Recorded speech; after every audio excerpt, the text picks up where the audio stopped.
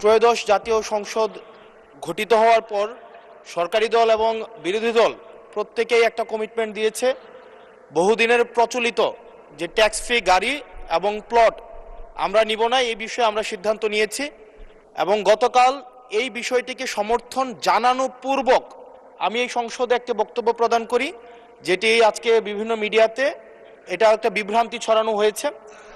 আমি আমার জায়গা থেকে যেই ট্যাক্স ফ্রি গাড়ি আমরা নিব না এবং প্লট এই সুবিধাটি যেটা আমরা নিব না, এই সিদ্ধান্ত সমর্থনপূর্বক আমি জানিয়েছি জেলা পরিষদের চেয়ারম্যান, উপজেলা পরিষদের চেয়ারম্যান, পৌর মেয়র, ডিসি, ইউনো, এসিল্যান্ড সহ অন্যান্য সরকারি অফিসার সরকারি কার্য পরিচালনা করার জন্য যেভাবে সরকারি একটি গাড়ি পেয়ে থাকে, ঠিক একই প্রক্রিয়ায়